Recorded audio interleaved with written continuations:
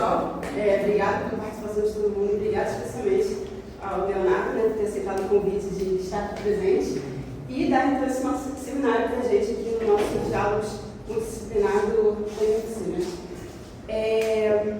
O Leonardo, então, que é formado, né, em Química pela Universidade de Juiz de Fora, Federal de Juiz de Fora, né, e fez a pós-graduação dele lá na UFRJ, né, certo? Os dois, mestrado. E ele então vai falar um pouquinho para a gente, né, sobre esse assunto interessante, que eu estou super curiosa, e vejo que os alunos também, porque tivemos uma participação aqui incrível dos estudantes hoje. Então, por favor, fique à vontade. Use o tempo que você achar necessário. E uma perguntinha importante, a gente pode ir para o programa? Pode. Ok, então fique à vontade. Ok? Muito obrigado pela apresentação, Jean. Muito obrigado a todo o pessoal que veio aqui assistir. Eu espero estar à altura da expectativa, né? Então, palestra é legal para todo mundo. E assim, o tema ele é proposital, já que a sequência de seminários aqui é diálogos disciplinares, então vamos fazer um diálogo em astroquímica, alguma coisa assim bem ampla, bem geral, porque eu sei que o público é bem heterogêneo, né? Então, de uma maneira que eu possa tanto divulgar o que é feito, tanto o que eu tenho feito também, e até fazer propaganda do que está acontecendo na comunidade aqui do Rio de Janeiro.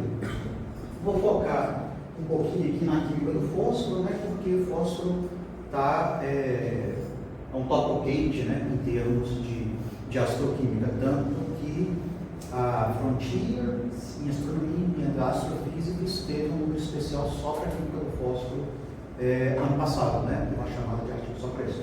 Eu estava como editor dessa revista, então, desse número especial. Esse é um problema que eu divulguei muito em certos locais, porque o valor da publicação é absurdamente caro para a gente brasileiro, né? Porque ela é Open Access Gold, então é em torno de 2.000 libras para publicar um artigo, então aí fica difícil fazer esse tipo de divulgações, tanto que infelizmente nós tivemos um baixo número de adesões, né? Mas é um tópico quente, aí tem todo o porquê da gente falar sobre isso. E eu gostei, eu quis pegar essa parte astroquímica porque é um tópico que às vezes para muita gente é um tópico, fala um termo forte e útil, né? Para que serve esse tipo de coisa? A pessoa da astrofísica deve passar por isso, eu juro que deve. Porque eu tinha, no primeiro workshop que eu fui, que eu não sei se foi em 2015 ou 2016, o pessoal da Univac organizou lá em Campinas, eles trouxeram pesquisadores de fora do país. E o Nigel Mason, que é da Inglaterra, disse que era muito difícil conseguir fomento para a área de astroquímica na Inglaterra, né? E o outro europeu falou que também é um problema, porque a dificuldade está em justificar o que a gente está fazendo no fim das contas, que tecnologia vai ser gerada no fim das contas, estudando, olhando para fora do universo, né? Desculpa, para fora do planeta, né? Do universo não vai ser possível. Depois não mostra. Boa ideia. Mas assim, a astroquímica, ela é um ponto de interseção de uma série de áreas, né? Tem o pessoal da astronomia, astrofísica, cosmologia, aí a astrobiologia, a astroquímica está ali no meio, que é uma área naturalmente multidisciplinar. Ela não nasce por si só da ideia dos químicos quererem estudar o que está fora, mas sim o que os físicos, os astrônomos vinham observando e os biólogos na necessidade de entender a origem da vida, né? Então a gente está interessado em estudar tantas moléculas fora do nosso planeta, atmosferas planetárias, cometas, discos protestelares, né? Envelopes de estrelas. Então isso aí é o nosso ambiente e os processos químicos que estão ocorrendo ali, interação, radiação, matéria e partículas de alta energia com matéria também são do nosso interesse para saber como processos químicos ocorrem, né? E aí seguiu que, dentro da ideia que astroquímica é alguma coisa sem utilidade, a gente tem um cidadão ali no vídeo fora. Eu não assisti esse vídeo original, assisti o react do físico explicando as besteiras que ele estava falando, que é uma besteira falar que o Sol é feito de hélio, que é uma reação de fusão de hidrogênio virando hélio, que não tem nada disso. Que ninguém foi lá pegar um pedaço do Sol e mandou para análise, né? Essa é a cabeça do nosso cidadão. E ele esquece que aqui no planeta a gente não precisa ter uma pessoa para saber se ela está com o osso quebrado, né? Você simplesmente põe na máquina de raio-x e você percebe se a pessoa quebrou o osso ou não. Você não precisa saber se está não abre a pessoa para olhar se está lesionado o tendão. Basicamente, fazer uma tomografia e você consegue ver uma lesão no tendão. E a mesma coisa com a questão assim, do Sol e a composição dele. A gente só descobriu o hélio no nosso planeta porque nós comparamos a radiação emitida do Sol, tratamos esse dado após tratado, ele foi comparado com o espectro de alguns gases que eram obtidos em minas de urânio, em poços de petróleo, e aí percebeu-se que tinha um gás que não era conhecido, que no caso era o hélio. Né? E a partir daí, né, conseguiu-se estudar a diferença de composição do Sol, de outras estrelas, e também essa observação do Sol é o que motiva boa parte de físicos buscar uma fusão nuclear como fonte de energia aqui. Né? Então, olha só, a gente teve a descoberta de um elemento olhando para o Sol e a motivação de fontes de energia de extrema eficiência simplesmente olhando para esse astro. E até lembrar que no passado toda a astronomia gerou para a gente um calendário, a contagem dos tempos. Então, olhar para o céu e para a nossa galáxia e além, nós temos aí uma possibilidade de aprender muita coisa. Em termos de química, tem uma química muito vasta para ser discutida, para ser aprendida. Né? Esse tipo de comportamento aqui, eu vou fazer uma propaganda no caso, esse tipo de comportamento aqui é o que me levou a escrever esse artigo de divulgação científica para o The Conversation, que ele, no caso, a minha pergunta que eu já estava me fazendo há muito tempo, onde nós professores erramos para existir tanta negação científica atualmente? Né? Onde é que eu, como pesquisador, estou nessa brincadeira? Pelo menos 20 anos, né? Mas já passou 20 anos desde que eu comecei no mestrado, e que ainda a gente está discutindo se a composição do Sol é plano, e assim, e coisas mais absurdas. Não existe gravidade, né? A água sobe, evapora, está lá no Sol, não tem gravidade, besteira é isso. Então, e aí? Isso aqui foi uma reflexão que eu estava querendo fazer. Eu submeti uma proposta agora sobre a astroquímica no caso, exatamente pensando em divulgação dos nossos resultados e no pensamento que a astroquímica tem uma importância para a gente no dia a dia, até mesmo para a gente conhecer, né, esse universo onde nós vivemos. Então, por exemplo, uma coisa bem interessante para a gente olhar para Júpiter. E Júpiter tem essa coloração na atmosfera, a gente vê as linhas aqui, né, amarelas e avermelhadas, que é basicamente enxofre e fósforo na atmosfera. E quando a gente olha para a proposta do fósforo, nós temos aqui, por exemplo, a fosfina, ela fica na atmosfera, ela sofre uma radiólise, vai se decompondo e condensa na forma de fósforo 4, que é o fósforo vermelho. Esse fósforo vermelho na forma sólida é o que vai gerar a coloração avermelhada da atmosfera de Júpiter. E o enxofre também está na forma de enxofre elementar, o enxofre amarelo, né? Então aqui nós teremos partículas sólidas de enxofre na atmosfera de Júpiter, por isso gerando essa composição. Então, uma atmosfera bem diferente da nossa, você imaginar a fosfina, que é um gás venenoso na atmosfera, e a condensação de fósforo, que não é esperado por ele na Terra, porque a Terra, que pelo fósforo, é basicamente um solo na água, né? É negligenciável a química do fósforo na atmosfera da Terra. Só que é um detalhe, né? Isso aqui não parte simplesmente da cabeça de alguém, e eu acho que assim, tudo começa com a observação e depois nós pegamos uma série de dados de reações químicas. Aqui no caso eu só peguei algumas reações do radical metila, né?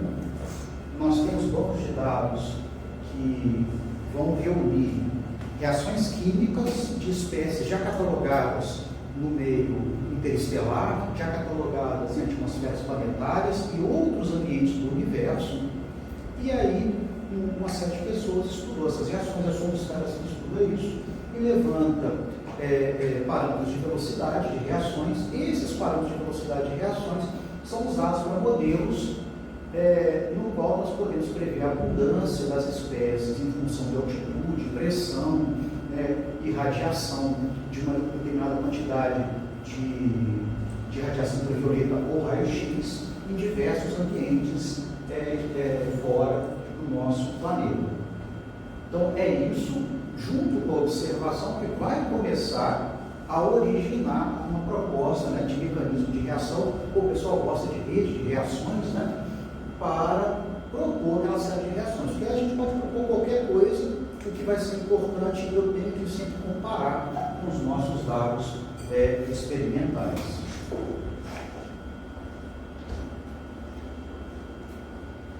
Bom, então, quais são os processos que a gente vai observar? Processos de baixíssima temperatura e baixíssima pressão. Né? A gente, na química, a gente gosta de calcular coeficiente de velocidade à vontade, mas tudo em alta pressão, tudo alta pressão, tudo alta pressão. Aqui, os próprios coeficientes que estão ali são coeficientes normalmente em alta pressão. Né? E os valores são muito diferentes, o problema é completamente outro quando a gente está em baixa pressão. Baixa pressão para a gente em química é poucas colisões, tá? E aí isso vai definir se a velocidade da reação está no limite de alta pressão ou não, o número de colisões no fim das contas. E é interessante que quando você trabalha com interestelar, você tem que levar essas colisões em consideração, ou trabalhar com limite de baixíssima pressão, né? Pressão tendendo a zero, porque vai dar diferença na forma como a reação se procede. Você pode esperar que uma reação, uma espécie seja extremamente reativa, só que na falta de colisões, não, aquilo é um poço de energia, é um nível de energia, ela fica presa ali. Se ela não encontrar ninguém para reagir, ela vai ficar ali, vai ser detestada, né? Por isso, na química de meio interestelar, química, momentos e atmosferas planetárias, ela é completamente distinta da química que a gente está acostumado aqui na Terra, né? Então, a gente tem que estudar radiação solar em atmosferas, radiação emitida por diversas estrelas, cometas, meteoritos, nós temos discos protoplanetários, então a química em nuvens densas, busca por marcadores prebióticos. O pessoal da astrobiologia gosta de extremófilos, né? Estudar bactérias que existem em altíssima temperatura e em condições absurdamente extremas, né? pH baixíssimo, altíssima temperatura, bactérias que vão sobreviver em lagoas próximas de vulcões, né? Porque seria uma possibilidade para encontrar uma bactéria em outro planeta, né? Que seria a forma de vida esperada por muitas pessoas, em ambientes ácidos, né? Em ambientes ácidos, por exemplo. Comportamento do gelo astroquímico frente à radiação solar, né? Pegar a superfície de Plutão, que é basicamente uma superfície congelada, tem um monte de água lá em Plutão na superfície, né? Como é que acontece a irradiação dessa superfície e o impacto dela na atmosfera. E reatividade de moléculas em geral. Né? É um que eu gosto de fazer. De forma ilustrativa, isso aqui é uma poesia de Andrade, né? Que é astrônoma lá no Observatório do Balão. A Diana foi quem me trouxe para esse campo e ela hoje em dia é caçadora de meteoritos. Lá tem um grupo aí, as meteoríticas, que fica rodando no Brasil. Vocês podem achar lá no Instagram, tá? Em que ela fica rodando no Brasil caçando meteoritos, catalogando, fazendo divulgação científica. Já escreveu livro infantil nessa área assim, de divulgação científica, uma pessoa assim, fantástica. Então, o que nós temos aqui, por exemplo? Nós temos uma estrela, temos um cometa. A estrela emite fótons, emite uma série de íons de alta energia. E quando a gente está pensando aqui em fótons, está pensando em raio-x, raios gama, nós estamos pensando em ultravioleta de vácuo, tudo de alta energia, capaz de ionizar moléculas mesmo, quebrar moléculas. Então é isso que tem aqui. E fragmentos não, né? Espécies ionizadas extremamente energéticas. Como é que faz o experimento em terra, né? O experimento em terra, quem fazia muito isso aqui é o Eurico Frota lá na PUC, né? Ele está aposentando, ele tinha um gerador, um acelerador de partículas pequeno lá que gerava fragmentos de califórnio, né? Então o califórnio fragmentado gerava fragmentos esses fragmentos bombardeavam qualquer coisa congelada, né? Metano congelado, etano congelado, água. Ele não trabalhou muito com água, ele trabalhou com muito espécies de nitrogenadas congeladas, ele bombardeava e via o que passava. Acabava de virar uma discussão entre a matéria física, a matéria condensada e a astrofísica, né?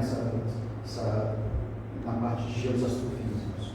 Então ele fazia esse tipo de experimento, ou o pessoal ia para o Laboratório Nacional de Oxímetro para fazer medida em radiação específica, né?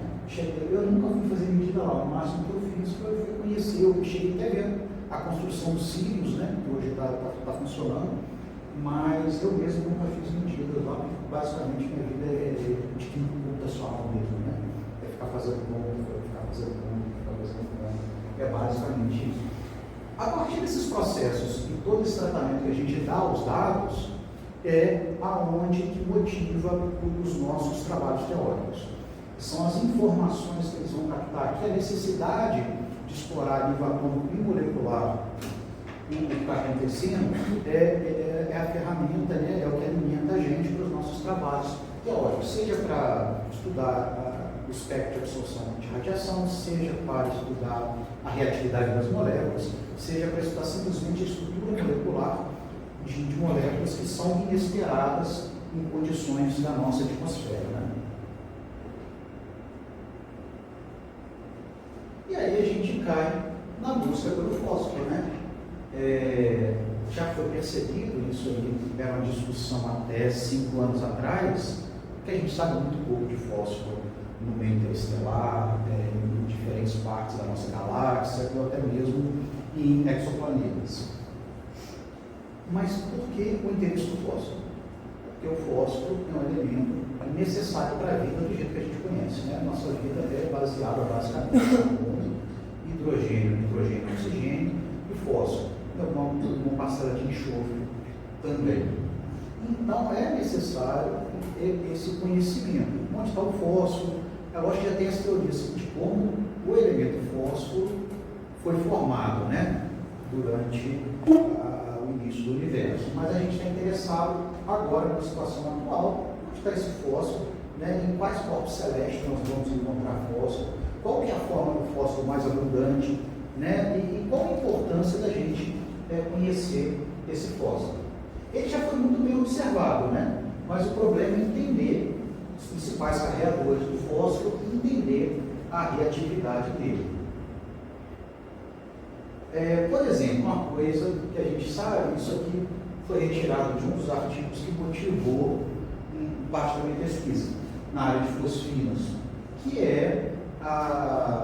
temos uma estrela, a radiação emitida por essa estrela em um cometa. Nós temos basicamente, né, duas regiões, é o que incide diretamente no cometa, que é processos baseados no impacto de íons.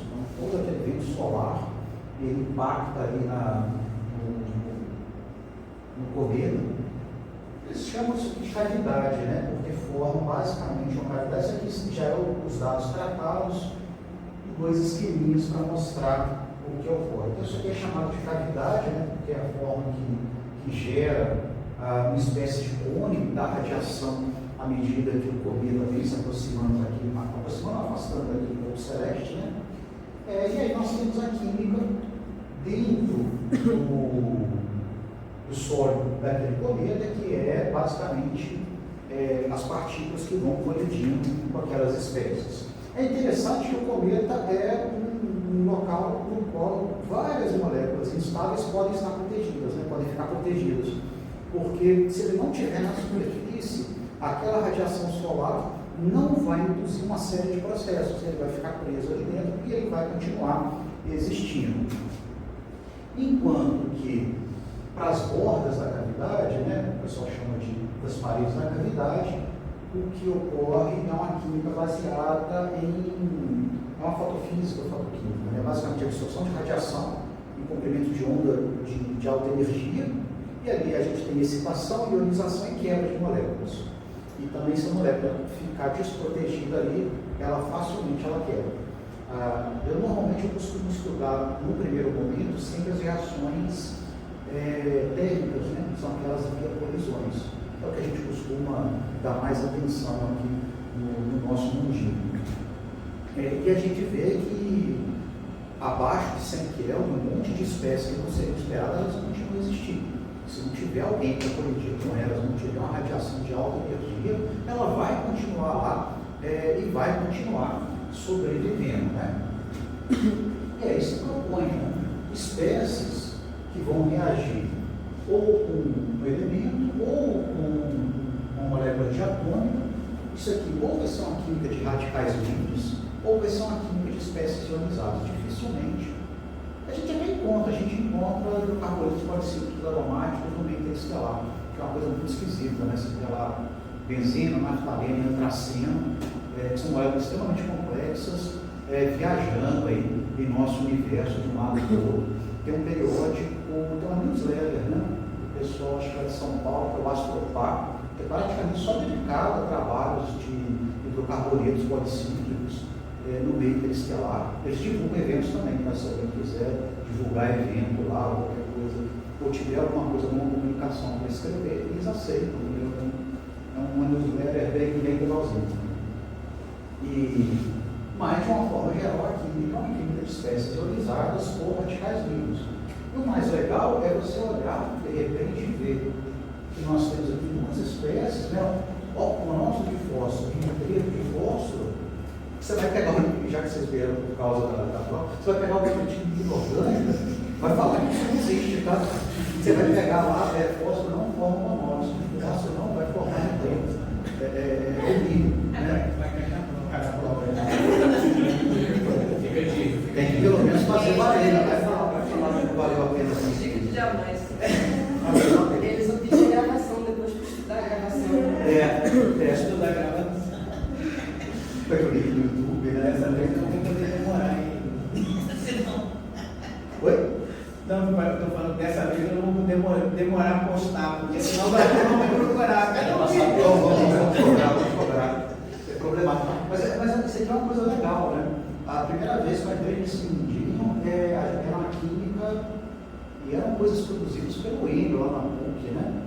Cadeias carbônicas com 8 carbonos sem um hidrogênio, né? Nossa, esquisito, né? Era só carbono.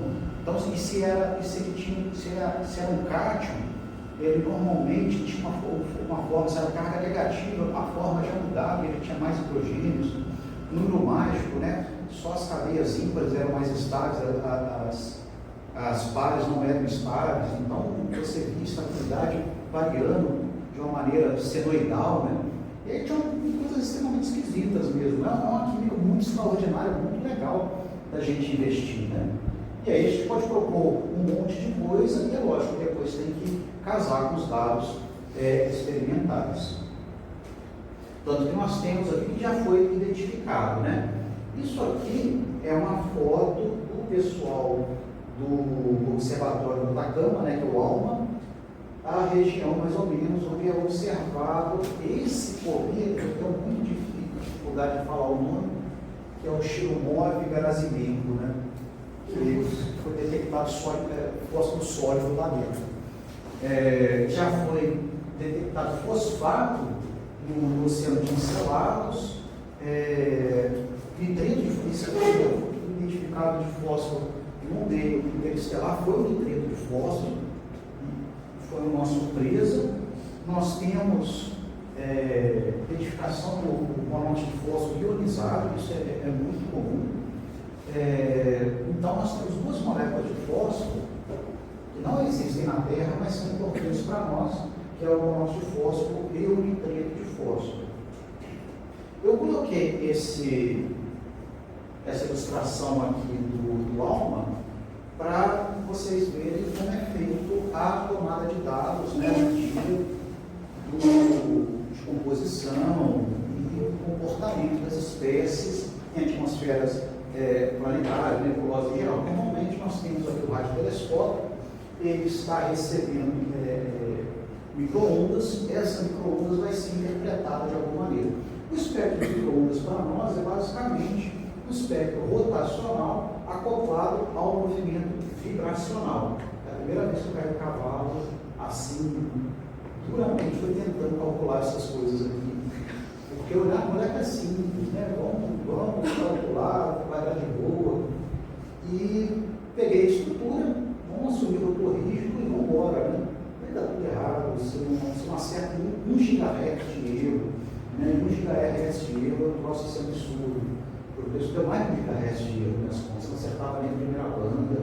Por quê? Porque você tem que levar em conta que, à medida que a vibração, o momento de inércia muda, então vai mudar as constantes rotacionais, e aí é uma conta com uma molécula pequenininho, o troço vira um monstrinho, né?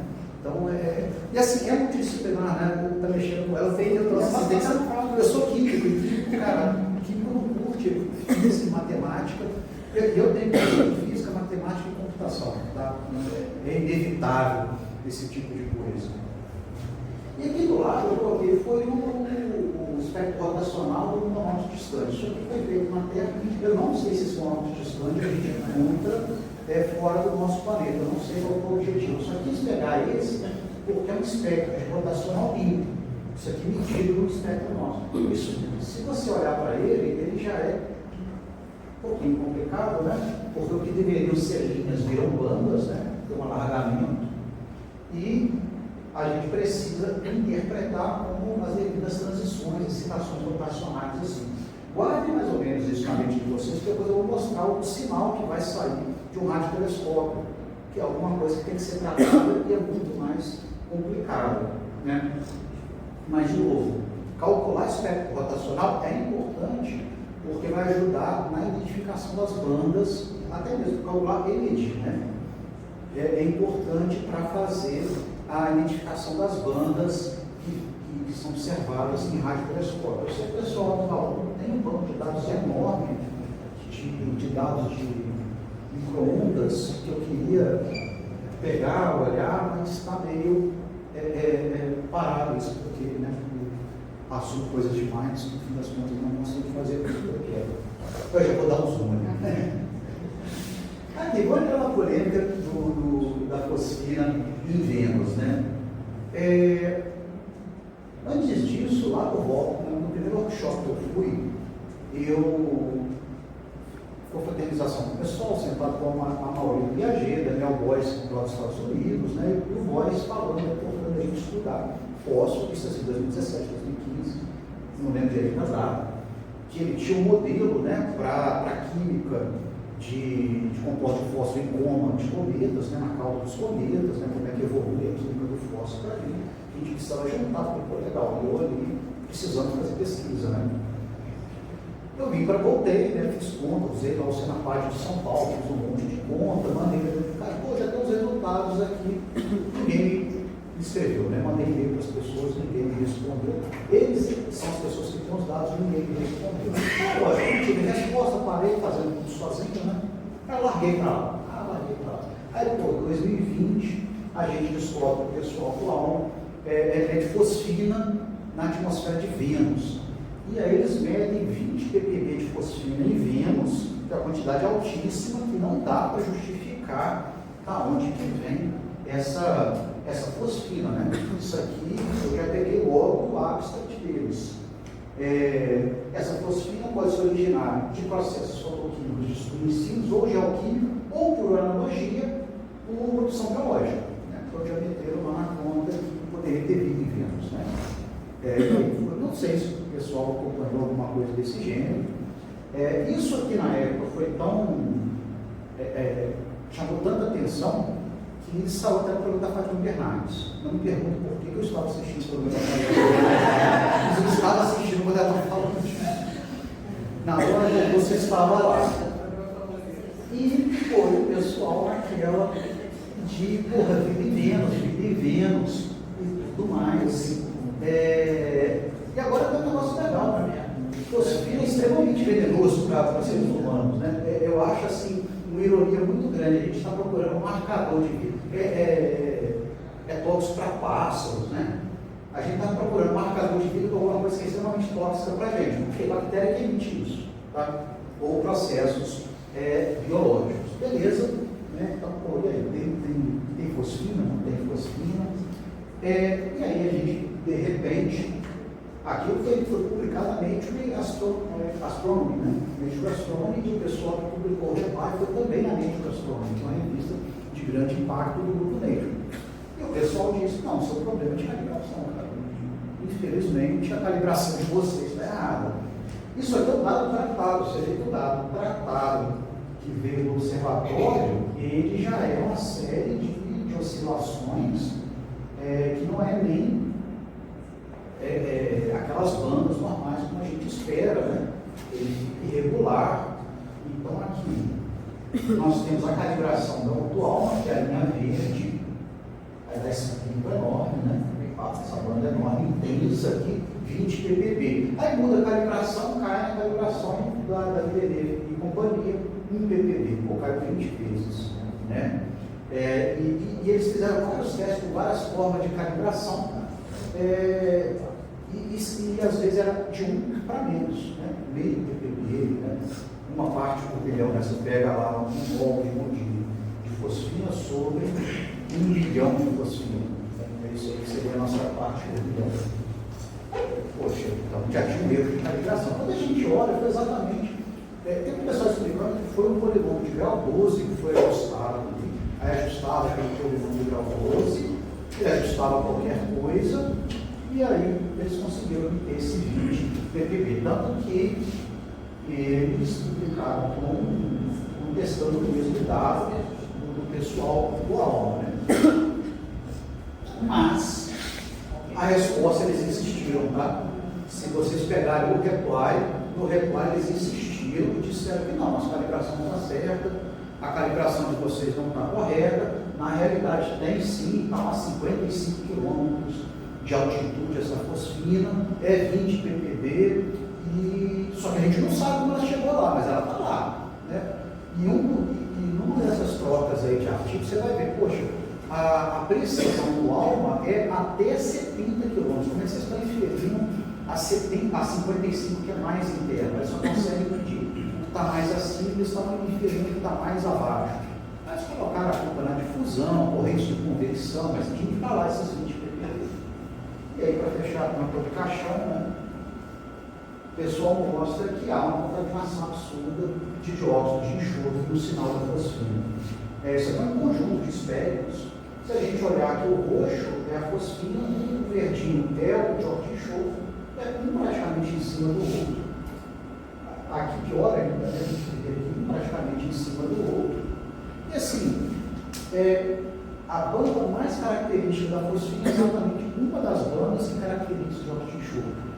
Pronto, aí fica difícil. Depois sai o artigo na Science falando que caindo por terra, a ideia de vida em Vênus, a fosfina, então, possivelmente se falar da quantidade de traço, né? Não está nem na linha, está na linha de erro da medida, e né, foi se deixando de lado, mas a polêmica ficou aqui. Depois disso, brotou um monte de artigo de fosfina e companhia, eu sou um dos culpados disso. Brotou artigos um atrás do outro, muita gente, inclusive aqui no Brasil, pesquisando e correndo atrás, tentando fazer. Eu sou uma das pessoas que queria ter calculado o espectro rotacional da fosfina, porque as medidas são da 70 ainda. Está parado isso em algum lugar da minha gaveta, isso, porque eu tenho pelo menos a parte inicial, só tem que transformar o espectro rotacional, mas está parado. E por quê? Porque a fosfina ela é piramidal, né? Ela não tem só uma linha no espectro rotacional. Por que eles estão insistindo tanto nessa linha a 267 GHz? Que ela é a característica. Não tem nenhuma linha de desempate, normalmente é assim que acontece, né? Você pega o espectro rotacional, qualquer espectro é assim, eu só vou fazer mais instrumento, mas depois vai ver. Qualquer espectro de moléculas complexas, você tem mais de uma banda em que você pode discriminar aquela molécula, tá? Você vai poder caracterizar. Então, por que eu não sei, porque até hoje eles mantêm tudo nessa frequência de 267 MHz. Pode ser óbvio, ou pode ser ignorância da minha parte mesmo. Mas a primeira dúvida que surge, por que não tem outra linha para ser observada? Por isso eu queria pegar e calcular isso e ver o que dá. Pelo menos parte das contas são pontas, né? E aí, desculpa, para você ver os possíveis espectros para identificar, você precisa ver as possíveis condições em que esse material vai ser... Você fala teórico ou experimental? Teórico mesmo. Teórico. Precisa ter pelo menos a temperatura, né, porque vai influenciar na temperatura, vai influenciar no alargamento das provas. Então é isso mesmo, são várias condições distintas possíveis que você considera para poder ter os diferentes espectros para identificar. Sim, diferentes condições. E aí você tenta, aí como o observacional você vê, o observacional vai ter algum espectro específico. Qual que era a minha ideia? Eu tenho os dados de estrutura eletrônica, eu já tenho os dados da geometria, que eu preciso dos momentos de inércia, e eu tenho já os dados do acoplamento vibracional e rotacional. Né? Todos os cálculos das vibrações, como vibrações anarmônicas, estão feitas, e os acoplamentos rotacionais e vibracionais estão feitos. Então, eu preciso disso, eu preciso tratar esse dado e transformar em algum... Porque eu tenho já as frequências que deveriam cair. Aí eu precisaria olhar com dado experimental nas bandas para ver se eles pelo menos... Para ver se alguma delas está ali dentro.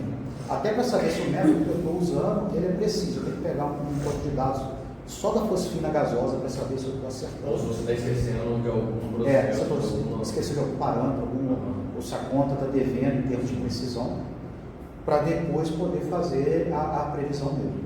Que era essa minha vontade mesmo. Deixa eu perguntar, qual é o volume dos seus dados, a quantidade de dados que você costuma trabalhar? O volume ele é pequeno, no caso assim, quando eu gero dados de estrutura molecular e estrutura eletrônica, porque eu tenho as coordenadas cartesianas de cada molécula, que é pouca coisa, mas se você pegar 4 átomos, dá uma matriz lá 3x4, que é simplesmente as 3 posições dos eixos x, y, z. Eu otimizo isso, né, para achar as posições de menor energia. Aí depois eu tiro as frequências e os momentos de inércia. Normalmente é isso vira um arquivo texto pequenininho. O problema é depois ajustar alguma função que vai transformar isso num espectro visível, né? Um espectro visível inteligível, né? Vamos deixar espectro inteligível do ponto de vista do que a gente olha. Mas só aquelas linhas, as transições rotacionais eu já tenho. Então só tem que, agora no caso, fazer a comparação com dado experimental, em que eu garanto que as transições ali são só da fosfina, por exemplo. Mas assim, é uma conta que em termos de estrutura eletrônica demora muito, porque é um cálculo de segunda derivada numérica, em que eu tenho que levar em consideração o potencial numa forma de expansão em série. Eu não programo os pacotes, tá? Mas eu já peguei os artigos originais, só o termo da expansão é uma bizarrice, é um troço muito grande da quantidade de termos que você tem que usar para descrever a harmonicidade acoplada às rotações. E aí isso gera um custo computacional, às vezes, de mais de semanas em bons computadores, mesmo um sistema pequenininho como esse. Tá? É bastante trabalhoso. E quem faz é muito rigoroso, tem um grupo na Itália que é muito rigoroso, então eles erram na casa de megahertz. Eu erro na casa de gigahertz, então eles caem matando quando o erro está... Eu imagino até que o cálculo do erro deve ser bem complicado de fazer. Deve ser... A estimativa do erro deve ser complicada. Sim. É muito processo, muito... Sim, é complicado, sim. Então, assim, até certo ponto tem uma certa facilidade e depois complica, né? Quando a gente tenta transformar em algo factível aquele dado bruto, aí começa a gerar muito problema. Então, o que a gente está sabendo do fósforo até agora? Tá? Bom, o fósforo a gente vai encontrar ele em qualquer parte do universo. Tá? Em qualquer parte do universo ele vai estar, a gente pode encontrar a princípio. Tá? Nebulosas, cometas, atmosferas planetárias, a gente pode esperar encontrá-los. E aí ele vai estar sempre em formas curiosas, né? Esse fósforo metano, hidreto de fósforo. A fosfina é o único que a gente vê aqui na Terra. Tem 2 deles que sintetizaram há muito pouco tempo, é o fosfetino e o fosfetano, né, que é o fósforo mais 2 átomos de carbono. E aí, em algum momento, esse fósforo vai ter que se ligar com carbono para virar uma biomolécula. Esses dois foram sintetizados há pouco tempo, mas já foram observados fora do... mas em baixíssima concentração fora do nosso planeta, né? Então, a gente precisa de dados observacionais de qualquer região e que a gente tenha garantia, tenha força para a gente começar a fazer as nossas previsões teóricas, né? Por enquanto, as espécies-chave são essas, né? Nitreto de fósforo, monóxido, a fosfina, os produtos da dissociação da fosfina, que vai perder hidrogênio e vai chegando nessas espécies só com hidrogênio. A gente sabe que algumas atmosferas têm fósforo, principalmente no caso de Júpiter, né? Vários cometas contêm fósforo, né? Encelados no seu oceano. Tem fosfato é comum aqui no nosso planeta. Só que ainda é difícil saber qual é a principal espécie química que está carregando esse fósforo, né? Porque, por exemplo, a gente tem um debate muito grande. Existe glicina no meio interestelar, né? Tem um grupo aí de assuntos que diz que sim, glicina é o aminoácido mais simples de todos. Tem um grupo de assuntos que bate que sim, temos glicina, e outros que falam, não temos glicina. A glicina já é uma molécula bem complicada e a gente sabe que a gente já tem um tijolo fundamental, um aminoácido fundamental, andando pelo meio interestelar. O fósforo a gente não sabe esse tipo de coisa e quais são os principais objetos que nós temos fósforo. Então, basicamente, a gente fica observando essas espécies aqui, então, o fosfeto de silício aqui, e aqui nós vemos envelopes circunstelares, regiões formadoras de estrelas, galáxias externas. A gente já conseguiu galáxias externas, basicamente isso só achou nitreto de fósforo, né? Regiões circunstelares, encontramos vários outros, né? Essa espécie aqui talvez seja mais abundante por enquanto no nosso universo contendo fósforo. E daí é que vai crescer a cadeia das moléculas contendo fósforo. Então, a pesquisa ela se tornou extremamente abundante em termos assim de teoria, revisão dos dados do ALMA e modelagem, né? Então, como é que a gente vai propor as reações que são esperadas e fazer essas propostas? A gente tem que ter uma observação, né, a abundância das espécies, a partir daí propor mecanismos de reações, depois simular. Esse aqui é um resultado simulado, né? A rede de reações, e aí comparar com o dado experimental de abundância. Aqui é fósforo em envelope circunstelar, em que nós temos aqui a abundância relativa no raio do envelope. Curiosamente, raio dado em centímetro, né? Aí você pega 10 a 16 centímetros, 10 a 17 centímetros. Eu não entendi essa escolha de unidade até agora. Mas nós temos abundância, né? As regiões aqui que temos nitreto de fósforo, fósforo elementar, fosfopropino, fosfopropino. Então, nós temos as regiões em que são encontradas essas moléculas. O fósforo ionizado, e aí o dado simulado que bateu com o dado experimental. E aí, casando essas duas coisas, ok, essa proposta que essa rede explica bem a abundância do fósforo. Esse é o mecanismo de reações que vai levar à formação do fósforo naquela espécie, naquela região, né? Tanto que, quando eu comecei a estudar por essa rede de propostas, né? Isso aqui simplesmente é baseado em um trabalho anterior. Nós propusemos esse conjunto de reações e nos debruçamos sobre eles, tá? O primeiro conjunto aqui são essas dissociações da fosfina, já foi publicado. Essa reação é uma pegadinha terrível, né? Porque é proposta, mas é extremamente complicada. A fosfina reagiu CH3 ou mais, dando pH4+. Isso aqui eu desisti no meio do caminho, porque me deu tanto trabalho, porque eu não achava as estruturas químicas, eu não achava como sair da fosfina para chegar aqui, né? Eu tenho que de alguma forma conectar utilizar essas espécies e eu não consegui, isso aqui vai engavetado, está paradinho no canto. Com carbono a gente está fazendo agora não está feito, só tem que escrever, né? Então, assim, essas redes são publicadas, os parâmetros cinéticos depois são coletados pelos bancos de dados e são usados para fazer as simulações.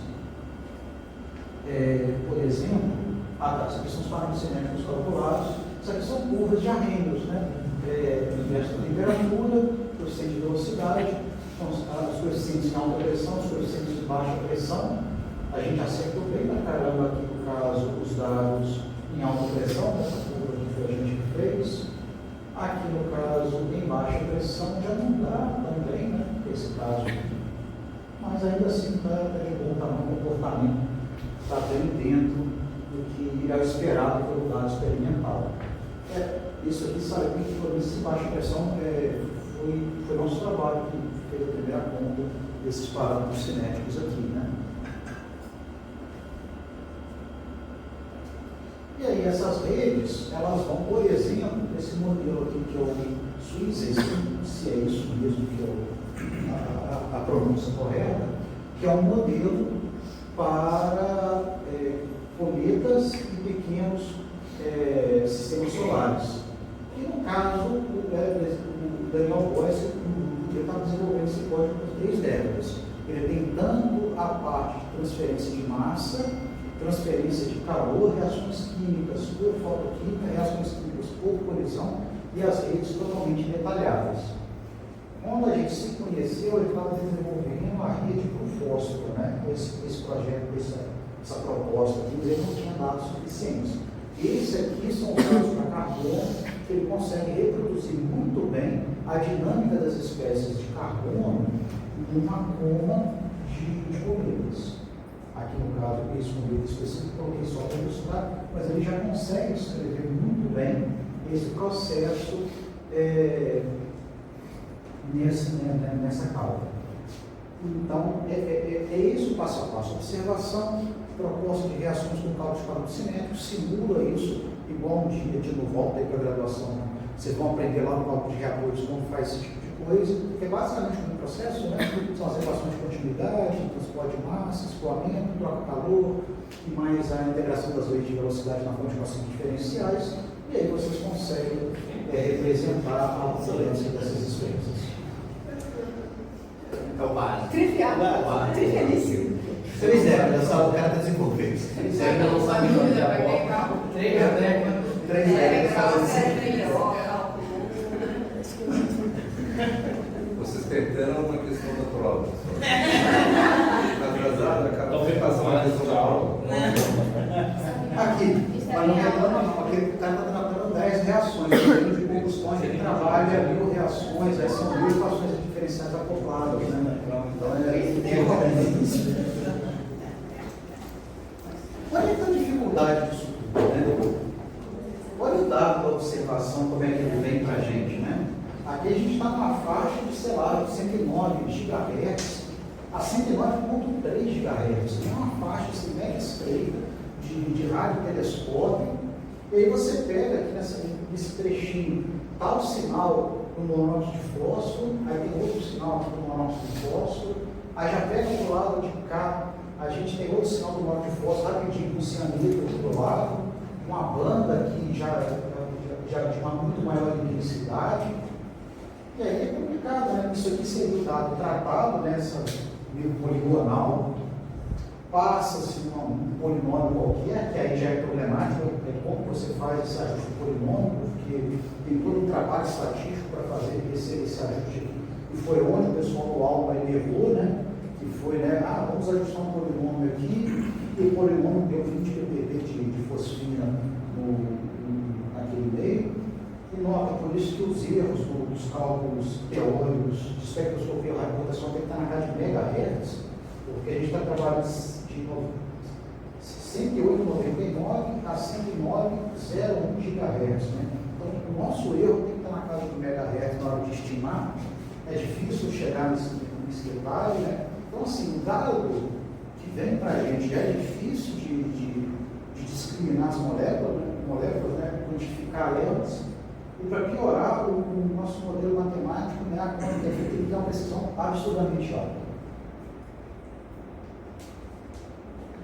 Aqui, por exemplo, olha só, a banda de nitreto de fósforo, ela coincide com a banda de óxido de silício. Para piorar, a banda de nitreto de fósforo teve que ser ampliada 20 vezes. Então, se você está com meio que tem óxido de silício, esse óxido de silício simplesmente vai mascarar o nitreto de fósforo, né? E aí é necessário encontrar outras regiões para tentar desempatar se existe ou não o nitreto de fósforo. Isso é tudo experimental, né? É um daqueles artigos que fala da abundância do fósforo em regiões do universo. Outra maneira de ser representada é nesses mapas coloridos, de novo, que são transições rotacionais específicas do nitreto de fósforo, que é essa transição aqui de 2 para 1. Se a gente voltar, é exatamente aqui é 3 para 2, que é contaminada com óxido de silício, aqui ele vai observar em outra região, e aí, de acordo com a coloração, ele consegue saber a intensidade do sinal, ele faz a coloração para indicar os pontos de maior concentração. Isso aqui é uma região circunestelar, é um envelope circunestelar de uma estrela rica em carbono, que eu esqueci agora qual que é, que eu não coloquei. Mas é só para ilustrar, realmente, o tratamento de dados ele é difícil, o tratamento do sinal ele é problemático, né? E aí a gente fica meio vendido nesse tipo de coisa. Bom, o que a gente pode falar aqui um pouquinho das conclusões parciais? A gente garante, né, e até o artigo que eu tirei as últimas figuras, que hoje a gente sabe mais do que eu sabia lá em 2017 sobre o fósforo, porque o vacilo que o pessoal do ALMA deu motivou muita gente a pesquisar. Tem muitos grupos brasileiros pesquisando agora fósforo, né? Muitos anos exagero, porque eu acho que eu conheço quase todos eles. Então não é tanta gente assim. Mas tem mais gente fazendo esse tipo de pesquisa, né? E principalmente focado aqui na questão da fosfina. Pelo menos a reatividade está bem feita. Agora a gente tem que dar o segundo passo, que é jogar esses modelos para simulação numérica, né? Que é aqueles que tem transporte de massa, fotoquímica, para saber se ele reproduz o ambiente astrofísico que a gente deseja. Naturalmente, isso é multidisciplinar, tanto que quem me trouxe para a área foram astrônomos. Eu quase fiz um pós-doc na física, né? Isso acaba falando desse tipo de coisa. Ô, Glória! Se safou dessa. A bolsa estava aprovada, eu virei professor da UERJ. Então, assim, temos áreas para todo mundo. E eu estou precisando de gente para trabalhar. Porque isso aqui, quem faz as coisas sou eu. Eu tirei o trabalho que eu realmente sempre no computador para fazer, escrever e tocar. Porque eu não consigo alguém para querer trabalhar. Aí você fala uma expansão de 12 vezes. O pessoal simplifica, básica, se diminuir essa expansão até ontem 2, quem sabe? A gente vai querer, eu sei. Estou precisando de gente, colaboradores. Eu trabalho direitinho, em conjunto. Sozinho. E aqui, eu vou fazer propaganda, tá? Dia 9 a 11 de julho, está rodando esse workshop. Vai ser o terceiro que a gente faz, tá? Não era para ter um workshop de astroquímica esse ano, porque ano passado teve um workshop de astroquímica lá no Fundão, que estava na organização também. Depois teve o primeiro no Valon, que foi a Diana, em homenagem a Heloísa Boechat Berti, todo o protagonismo dela, né, na parte de astroquímica, astrofísica, astronomia aqui no Brasil. E a gente resolveu dar continuidade, principalmente para engajar o pessoal da comunidade dos trabalhos. E esse agora, ele veio com o pessoal da Holanda, e por isso que veio, e aí rolou dinheiro e tudo mais, com um colega nosso lá do Fundão, que é o Ricardo, está em contato com a Universidade de Leiden, e eles têm dinheiro, e eles queriam patrocinar um workshop desse aqui no Brasil. Só que ele é um workshop que mistura arte com astroquímica. Aí, já. Então, é a parte que ninguém tem que entender na influência. A inscrição é 0,800, tá? Então, Tem café break? tá bem. É 0,800. Mas tem café break também? Tem. Então, o pessoal de fora tá bancando. Tipo assim, Então, tem geralmente uma não pessoa venda da só saúde, É. tá aí o link para a inscrição. Possivelmente nós teremos outros workshops que a gente está tentando juntar a comunidade de workshop, a comunidade de astroquímica no Brasil. Tenta trazer um para cá, um workshop para cá. Pode Seria ser. interessante, você é um dos pesquisadores, Pode a ser, comunidade não é grande. Pode ser, é que a gente prometeu de fazer A comunidade nacional, né? A comunidade nacional de fósforo, pelo menos, seria bem interessante aqui, né? Sim, Promesse peneira para eles. sim, A FAPED tem financiamento para eventos. e a gente tem um apelo de ter a interiorização da pesquisa. É. Isso é bem interessante. Não, isso E aí tem uns malucos que tocam tudo, fazer essas contas aí, tem gente que importa. É uma maneira da gente. Não, é uma maneira de tentar interagir mais as pessoas aqui mesmo, né? Físicos, químicos. Até para a gente poder mostrar que tem pesquisa aqui na UERJ. Sendo feita aqui no interior, não só o ED Maracanã, mas o ED Sim. desenho. Vai Isso é ter a importante. SEMEC no período que vem, que dá para chamar eles também. Como? A SEMEC. A SEMEC, período que vem, né? Se vocês quiserem nomes aí para que eu chamar, a gente pode conversar. Tem bastante gente que está me chamando também. Tem a prova de ano, aquela parte de teorias que é legal, né? Se o pessoal quiser ver alguma coisa bem diferente. Mas a gente vai manter. O próximo, o prometido que seria em Minas, né? Então, a gente, o Breno Galvão do Instituto Federal de Química, vai fazer a prova em Belo Horizonte. Isso é bom que dá tempo para vocês pensarem, planejarem, trazer para cá. Né? Sim, essa aí é uma ideia mesmo. Sabendo que o pessoal tem interesse, melhor ainda, né? Melhor ainda.